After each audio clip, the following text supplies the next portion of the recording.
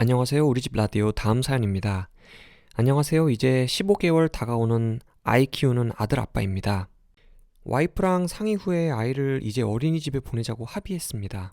와이프가 아이 낳고 몸이 굉장히 많이 아팠고 그로 인해 병원 치료를 꼭 받아야 하는 상황입니다. 와이프가 치료하는 부분이 목, 어깨, 손목, 허리, 발목입니다.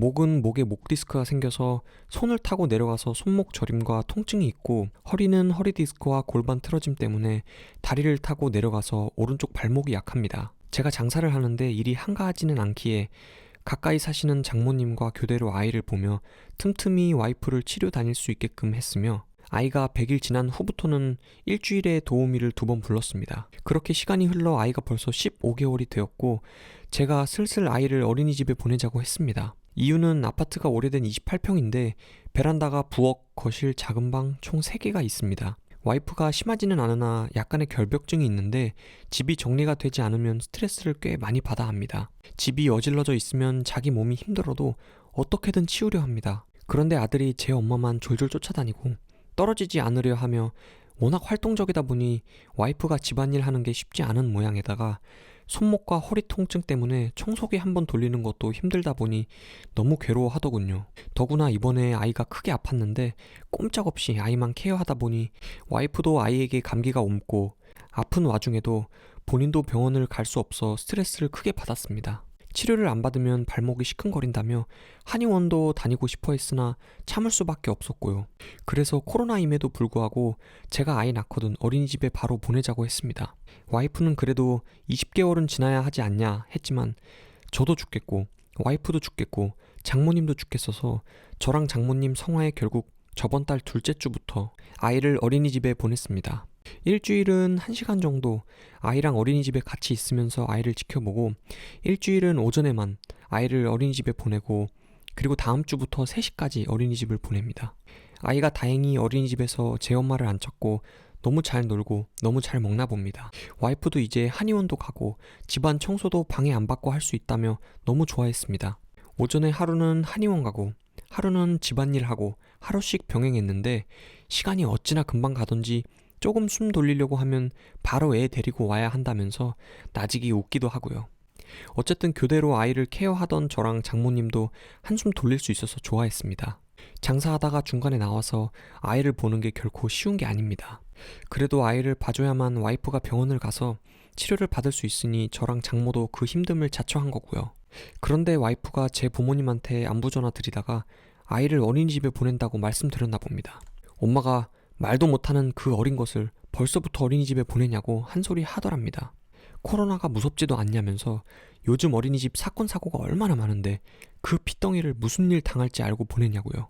그것 말고도 요 근래 제가 와이프랑 심하게 싸웠는데 와이프가 그 얘기를 하면서 속상하다고, 자기는 이 집에 집안일 하고 애 낳아주고 애 키우러 시집 온 것 같다 엄마에게 이야기를 했더니, 그럼 너가 집에서 노는데 그것 말고 할 게 뭐가 있냐는 식으로 말했답니다. 아이를 보내고 일을 하던지, 일을 안 할 거면 그냥 네가 데리고 있어라, 그런 식으로. 그래도 평소에 와이프한테 잘하려고 노력하시는 엄마인데 그날따라 기분이 안 좋으셨나 그 얘기 듣는데 저도 속이 많이 상했습니다. 친정 엄마는 나 힘들까봐 아이 빨리 어린이집에 보내라고 하는데 시어머니는 나 힘든 거 안중에도 없다며, 이게 시어머니랑 친정 엄마의 차이 나는데 제가 뭐라고 할 말이 없었습니다. 그냥 우리 엄마가 힘들게 맞벌이 하시면서 나랑 내 동생 키우다 보니 아이 혼자 있는 당신은 덜 힘들어 보였나 보다 하고 다독거려줬습니다. 아이를 어린이집에 보내는 인식이 이렇게 안 좋은 건가 하는 생각도 들었습니다. 대충 글을 쓰다 보니 생각이 정리가 안 되는데, 전업주부에게 어린이집 보내는 인식이 이렇게 안 좋은 겁니까? 사실 제 부모님께서 그렇게 말씀하신 건 저도 충격입니다.